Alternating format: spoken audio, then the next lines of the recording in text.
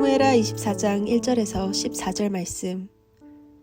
여호와께서 다시 이스라엘을 향하여 진노하사 그들을 치시려고 다윗을 격동시키사 가서 이스라엘과 유다의 인구를 조사하라 하신지라.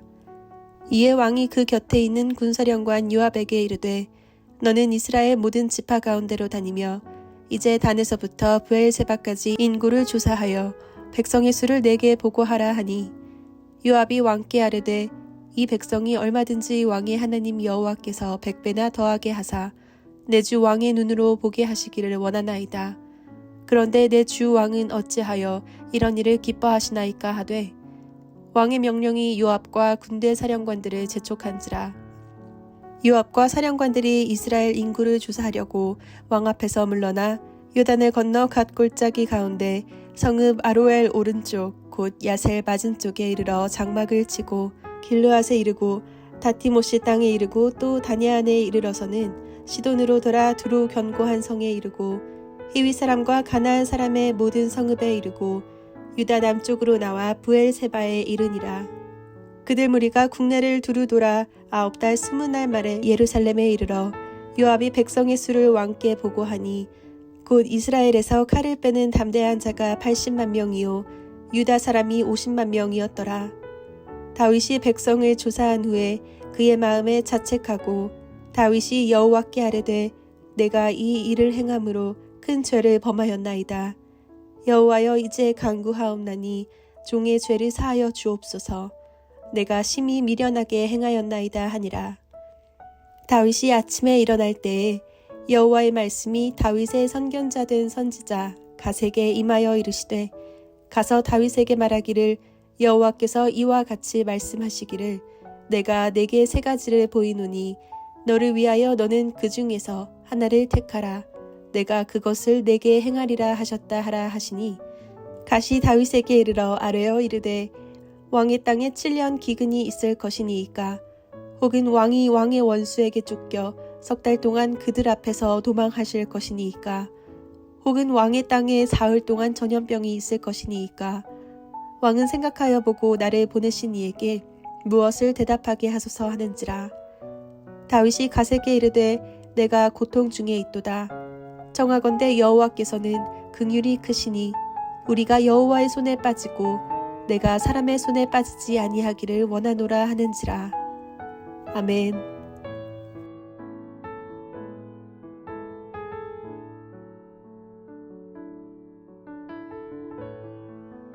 함께 기도하겠습니다.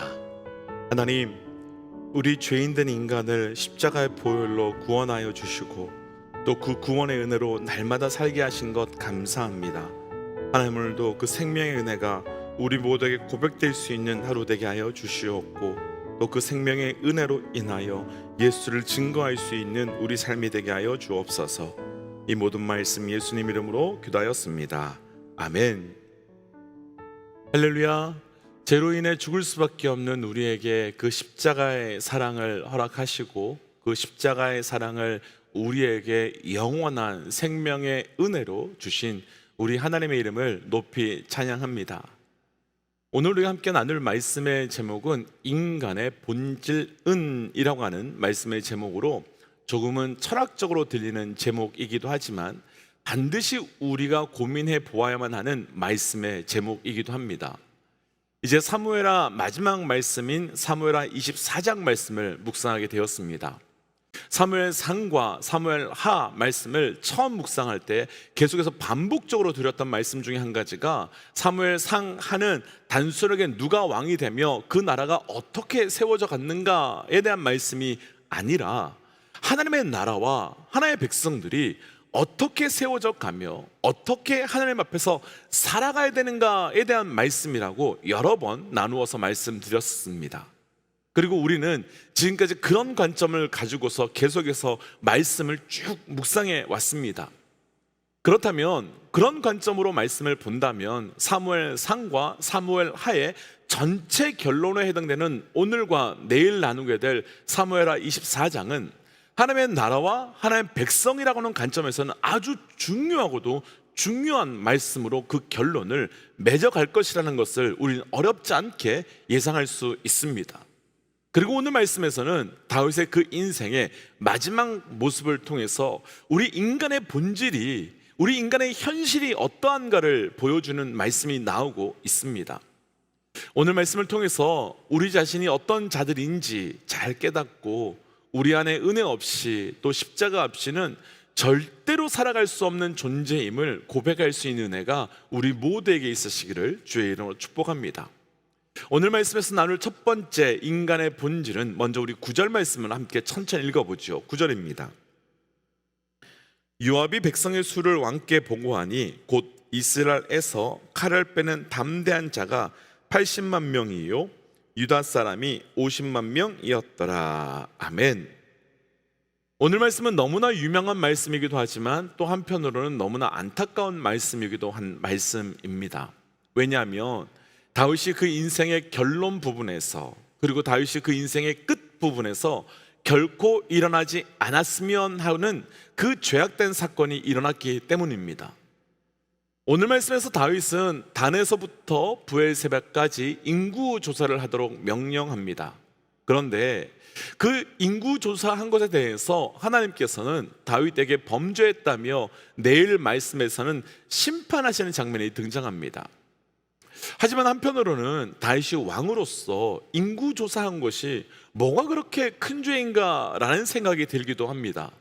이전에 다윗이 그 우리아의 아내 밧세바를 범함으로써 그 자기 부하의 아내를 취하고 그 죄가 드러난 것이 두려워서 자기 부하까지 죽인 사건은 분명하도 명확한 죄이지만, 왕으로서 인구조사를 한 것은 통치 행위로서는 아주 당연한 것인데 하나님께서는 왜 이것을 죄라고 말씀하시며 죄로 다루시는 걸까요?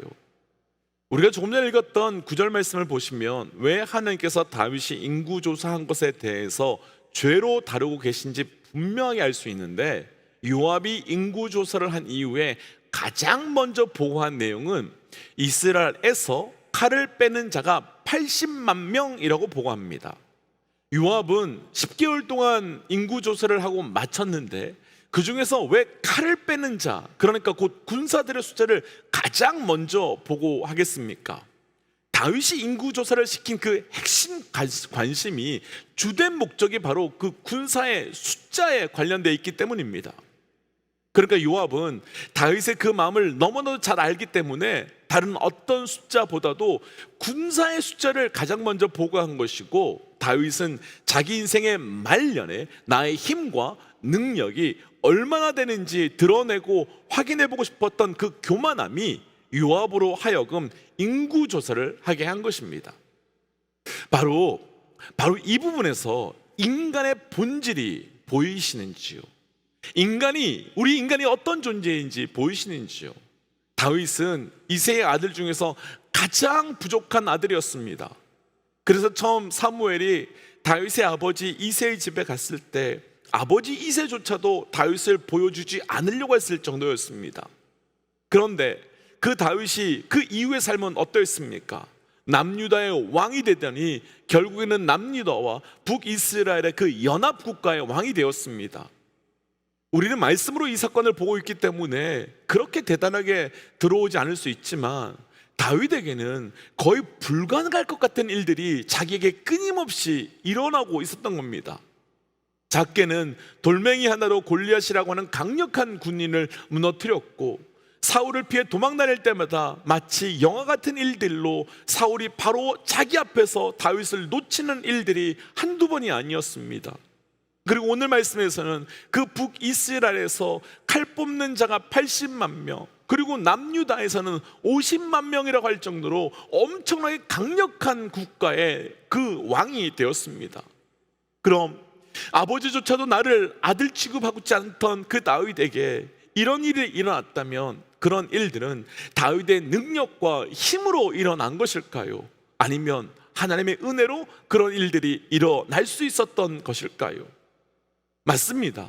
그렇습니다. 이건 다윗의 능력이다, 다윗의 힘으로 일어난 것이 절대로 아닙니다. 다윗이 태어나서 지금까지 말도 안 될 것 같은 일들이 계속 일어나게 된 것은 순전히 하나님의 은혜 때문이었습니다. 그런데 지금 다윗은 어떤 모습으로 나타나고 있습니까? 아니, 오늘 말씀의 제목으로 한다면 오늘 말씀에서의 인간의 본질은 어떤 모습으로 보여지고 있는지요?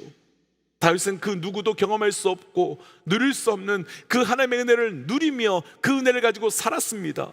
그리고 여전히 지금도 그 은혜를 누리고 있습니다.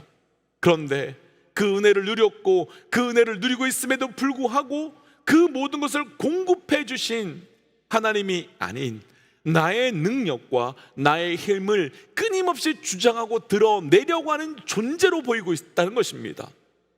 오늘 말씀에서는 하나님의 은혜가 아닌 나의 능력, 나의 힘을 자랑하려고 하는 우리 인간의 본질이 얼마나 강력한지를 보여주는 장면이 또 있는데, 3절 말씀을 한번 보시면 다윗이 그 군대 장관 요압이 다윗에게 인구 조사에 대한 명령을 받자, 백성의 숫자가 뭐가 그렇게 중요합니까? 하나님께서는 지금보다도 100배보다 더 강하게 하실 수 있는 분이신데 하나님께서 기뻐하지 않으시는 일을 하지 말라고 요압의 간청을 듣습니다. 요압의 입장에서는요, 왕이 결정한 그 어떤 일에 대해서 이렇게 말하는 것이 결코 절대 쉽지 않았을 텐데, 그렇다면 요압은 적어도 생명 걸고 이렇게 권면을 한 것인데, 바로 다음 4절 말씀에서 다윗은 오히려 재촉하는 모습이 나타납니다. 그러니까 우리 인간이 나를 증명하고 나를 드러내고 나를 높이려고 하는 그 인간의 본질이 얼마나 강력한지를 보여주고 있는 것이지요. 이 모습은 아담과 하와에게도 동일하게 드러난 모습이었습니다. 에덴 동산은 최고의 하나님의 은혜가 공급되고 있는 자리였습니다. 아담과 하와는 나도 하나님과 같이 될 수 있다고 하는 그것을 그럼에도 불구하고 선택하려 했습니다. 이 부분에 대해서, 이 장면에 대해서 우리 믿음의 동역자들께서는 어떠신지요? 분명 하나님의 은혜, 하나님의 능력, 하나님의 도우심으로 이루어지는 일들과 사건 앞에서 우리는 철저히 그분을 높이며 그분을 증명하고 계신지요? 아니면 그 자리에서 나를 증명하고 나를 높이고 계신지요? 어쩌면 이 질문 앞에 하나님보다 나를 높이려고 하는 것이 우리 인간의 본질이라고 한다면 어쩔 수 없는 거 아니야? 라는 생각을 하실 수도 있을 것 같습니다. 그러나 절대 그렇지 않습니다. 인간의 본질을 넘어서서 끊임없이 하나님을 증명하고 높이려고 하는 삶을 살아가기 원한다면 우리가 어떤 존재인지를 잊지 않으셔야 됩니다. 원래 내가 어떤 힘을 가지고 있었고 내가 어떤 능력을 가지고 있었던 자였는지 그 인간, 우리의 원래의 본질을 기억해 보신다면 우리는 우리를 증명하고 우리를 높이려고 하는 그 또 다른 죄악된 본질을 떠나갈 수 있는 겁니다. 그래서 끊임없이 하나님의 은혜가 아닌 나의 능력을 자랑하려고 할 때마다 내가 어떤 존재였는지를 기억하심으로 우리를 증명하는 자가 아니라 하나님을 증명하는 자로 살아가시기를 주의 이름으로 도전합니다. 인간의 본질은 두 번째, 오늘 본문 우리 1절 말씀 함께 좀 읽어보겠습니다. 1절입니다. 여호와께서 다시 이스라엘을 향하여 진노하사 그들을 치시려고 다윗을 격동시키사 가서 이스라엘과 유다의 인구를 조사하라 하신지라. 아멘. 첫 번째 말씀이 인간의 본질이 무엇인지에 대한 나누었고, 두 번째는 왜 그런 범죄를 저지르고 있는가에 대한 그 원인에 대한 말씀을 함께 좀 묵상해 보고 싶습니다. 방금 읽었던 1절 말씀에서 오늘 이 사건이 왜 있게 되었는지 설명하는 장면이 나오는데, 하나님께서 이스라엘을 향하여 진노하셔서 다윗을 격동시키셨다라고 나옵니다. 이 부분만 본다면 지금 다윗이 범죄하게 된 진짜 원인은 누구 때문인 것처럼 보이십니까? 그렇죠, 하나님 때문인 것처럼 보입니다. 하나님이 다윗을 격동시킨 것이 되는 것입니다. 그런데 이와 동일한 사건을 다루고 있는 역대상 21장 1절 말씀을 보면 하나님이 다윗을 격동시킨 것이 아니라 사탄이 다윗을 충동시켰다 나옵니다. 그럼 과연 어떤 말씀이 맞는 말씀이겠습니까? 하나님일까요? 사탄일까요? 이 부분을 탕자의 비유로 설명해 보고 싶습니다. 탕자는 아버지의 재산을 가지고 집을 나가버렸습니다. 아버지는 탕자에게 재산을 주면 가지고 나가서 허랑방탕했을 것을 다 알고 계셨을 터임에도 불구하고 재산을 다 주었습니다. 그럼 이 부분에서 탕자가 아버지의 재산을 가지고 나가게 된 것이 아버지 때문인 것입니까? 아버지가 내보낸 것인 겁니까? 아닙니다. 아버지가 내보낸 것이 아니라 아들이 나간 것입니다. 아들 안에 있는 내가 아버지 없이 살고 싶은 그 악한 마음이 아들을 움직이게 한 것입니다. 그런데도 이때 아버지는 그 아들의 그런 마음을 다 알면서도 그냥 내어줍니다. 아들이 아버지가 되려고 하는 그 마음을, 아들이 아버지 없이 살려고 하는 그 마음을 아들이 아버지의 재산을 가지고 나가서 허랑방탕하게 쓸 것을 다 알면서도 그냥 줍니다. 왜냐하면 아버지는 아들을 위해 어떤 값을 치르더라도 돌이킬 수 있는 사랑이 있었기 때문입니다. 하나님께서 다윗을 격동시키셨다라고 표현되어 있는 이 부분은 다윗 안에 있는 죄성이 작동되도록 그냥 두셨다는 것입니다. 지금까지 보호하시고 지키셨는데 그냥 두셨다는 겁니다. 그냥 두셨다는 것은 무책임하게 그냥 두신 것이 아닙니다. 반드시 다시 돌이키실 그 하나님의 은혜를 가지고 두셨다는 말씀이 되는 겁니다. 그런데 우리는 여기서 진짜 집중하고 싶은 것은 한 가지 더 있는데, 다윗의 역사가 마무리 지점에서 다윗이 또 범죄했다는 이 사건을 통해서 하나님은 우리에게 무엇을 말씀하고 계신 걸까요? 우리 인간은 하나님의 백성이긴 하지만 그러나 하나님의 백성 안에도 여전히 죄성이 남아있고, 그래서 그 죄 앞에 연약한 존재라는 인간의 본질을 보여주고 계신 겁니다. 다윗이 어떤 사람이었습니까? 어떤 일을 경험했고 어떤 신앙의 고백을 그 입술에서 했던 사람이었습니까? 그런데도 그 안에는 여전히 죄성이 남아있어서 그 죄성이 움직이고 있었습니다. 우리가 기억하고 분별해야 될 것이 한 가지 있습니다. 죄는요, 흉악한 범죄를 저질러 있는 그 교도소에 있는 그 사람들 속에만 볼 수 있는 것이 아니라는 겁니다. 죄는 예수 믿지 않는 사람들에게만 있는 것이 절대로 아니라는 겁니다. 죄는요, 기름 부음을 받고 10년 넘는 시간 광야와 굴에서 연단을 받았고, 그리고 그 죄를 범했을 때 큰 징계도 받고 아들의 반역 때문에 크게 겸비하여서 성숙하고 나이가 들면서 신앙이 충분히 자랐다고 표현할 수 있는 그 다윗 안에서도 볼 수 있다는 것을 오늘 말씀은 우리에게 보여주면서, 하나님은 이것을 통해서 죄는 마치 우리 몸 안에 있는 질병들이 몸이 약해지면 갑자기 쑥 올라오는 것처럼 인간의 본질 안에 들어있음을 보여주시며, 그 은혜를 떠났을 때마다 우리 안에는 죄가 드러날 수 있음을 보여주고 계신 겁니다. 예수님께서는 죄인들이 아닌 제자들에게 기도를 가르쳐 주시면서 죄를 위해서 기도하라고 말씀하셨습니다. 왜냐하면 그것이 우리 인간의 본질이기 때문입니다. 그렇다면 우리는 단 한순간도 우리의 삶에 그 십자가 보혈의 은혜에, 그 덮어주심의 은혜 없이는 살아갈 수 없는 존재라는 것을 말씀이 증명하고 있는 겁니다. 다윗이 어떤 자였습니까? 하나님의 마음에 합한 자라고 불리었던, 누구도 경험할 수 없는 광야의 시간과 깊은 그분의 은혜를 경험했던 사람이었습니다. 그러나 분명한 것은 그럼에도 불구하고 그 안에는 죄가 있었고 그 죄가 그의 삶의 끝을 흔들어 버렸습니다. 사랑하는 믿음의 동역자 여러분, 우리의 본질이 죄 앞에 얼마나 연약한 자인지를 인정하고 분별함으로, 그래서 십자가의 은혜를 끝까지 붙들고 거하시기를, 그리고 그 은혜 때문에 내가 능력이 있어서 죄를 이기는 것이 아니라 그 은혜 때문에 죄 가운데서 승리하고 있음을 고백할 수 있기를 주의 이름으로 축복합니다. 그래서 이 시간 이렇게 기도하고 싶습니다. 하나님, 죄에 쉽게 넘어지고 깨어지고, 그리고 죄 가운데 사는 그 죄의 본성을 하나님 은혜로 덮어 주옵소서. 하나님, 그래서 끊임없이 그 은혜로만 내 죄인됨을 이기며 죄인됨에서 떠나가며 사는 자 되게 하여 주옵소서라고 그 은혜를 구하며 함께 이 시간 기도하겠습니다. 함께 기도할까요? 하나님, 오늘도 우리 말씀 주시니 감사합니다. 아버지, 죄인으로 살아갈 수밖에 없는 나의 삶을 주님 아시오니 그 죄인됨을 꺾고 버리며 아버지 그 벗어나며 살아갈 수 있는 나의 삶이 될 수 있도록 인도하여 주시옵소서. 하나님, 은혜가 없이면 또다시 죄로, 은혜가 사라지면 또다시 죄악으로 나아갈 수밖에 없는 나의 삶입니다. 하나님, 이 시간 다시 한번 그 은혜 주셔서 죄에 떠나서 죄에서 벗어나서 아버지 죄 앞에 반응하는 것이 아니라 십자가 앞에 반응할 수 있는 나의 삶이 될 수 있도록 인도하여 주옵소서. 하나님, 여전히 죄인 됨으로 여전히 죄의 그 본성으로 살아가고 있는 나에게 십자가의 은혜로 덮어주시며 그 십자가 따라 살아갈 수 있도록 허락하신 것 감사합니다.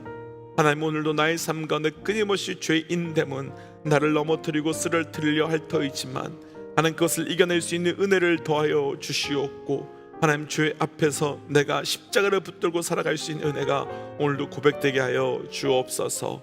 하나님, 나를 위하여 보혈의 은혜를 허락하여 주신 것 감사합니다. 이 모든 말씀 예수님 이름으로 기도하였습니다. 아멘. 사랑하는 믿음의 동역자 여러분, 저를 비롯해서 우리 모든 믿음의 동역자들 가운데 그 누구도 죄 앞에서 당당할 수 있는 사람은 없습니다.